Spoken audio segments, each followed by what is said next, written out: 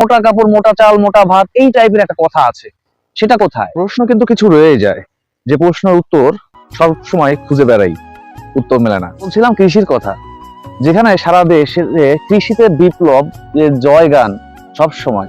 আধুনিক কৃষি, তথ্য প্রযুক্তি ও গবেষণার পরিপ্রেক্ষিতে উন্নত জাত তৈরি করা এবং লক্ষ্যমাত্রার অধিক যদি উৎপাদন হয়, তবে কেন বছর শেষে খাদ্যের সংকট দেখা দেয়? তবে কেন উচ্চ দামে একজন সাধারণ কৃষককেই আবার কিনে খেতে হয়? সমস্যাটা তাহলে কোথায়? যেখানে আগের তুলনায় অনেক অনেক বেশি পরিমাণে উৎপাদন হচ্ছে, সেচ প্রকল্প খুবই সহজ, এখন খুবই সহজ।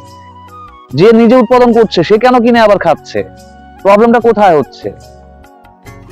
বাঙালি একটা প্রবাদ ছিল, এমন কথা ছিল, মোটা কাপড়, মোটা চাল, মোটা ভাত, এই টাইপের একটা কথা আছে, সেটা কোথায়? যেখানে আগে বিঘা জমিতে 10 মণ ধান উৎপাদন করলে কৃষক অনেক খুশি হতো, সেখানে 30 মণ পর্যন্ত, 30 মণ পার হয়ে যাচ্ছে, তবু কেন কৃষক খুশি নয়? তবু কেন ঘাটতি?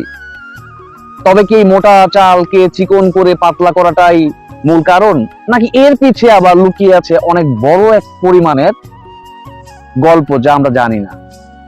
আমরা কৃষি প্রধান দেশ হয়ে আমাদের কি হইলো? দেশ কেন পিছিয়ে থাকবে?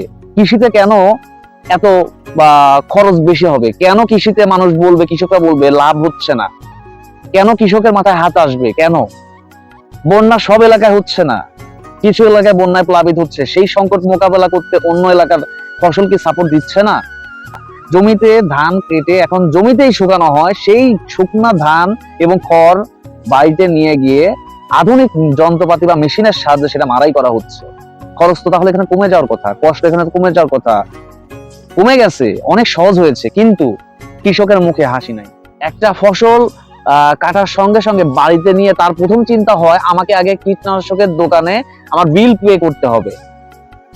তার মাথায় চিন্তা, সে যে মজুত করবে, সে মজুত করা তার কোনো সময়ই নাই, দ্রুত সময় তাকে বিক্রি করতে হবে, সে পাচ্ছে না পর্যাপ্ত পরিমাণে, যে দামটা পাচ্ছে না, এবং সিজন শেষে সেই ফসলের দামটা আবার অনেক বেশি হচ্ছে।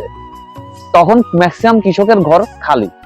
কৃষি অধিদপ্তরে যত কর্মকর্তা আছে তাদের গবেষণায় কি আসছে আর আমরা কি পাচ্ছি? কেন যদি কৃষিতে এত বিপ্লবী হয়, তাহলে কেন চালের দাম কমবে না? কৃষিতে যদি এত বিপ্লব হয়, তাহলে সবজির দাম কেন কমবে না? কৃষক যে উৎপাদন করে সে আবার চায় না কমতে, সে চায় দাম আরো বাড়তে, কেন বলতেছে? আর ভোক্তা যারা, তারা বলছে দাম কমাইতে হবে। তাহলে মূল খেলাটা কোথায় খেলছে, কেন খেলছে, কিভাবে খেলছে? এটা কি উচিত না যে একটা সরকারি প্রতিষ্ঠানের উচিত না এই গ্যাপটা ফিল আপ করা?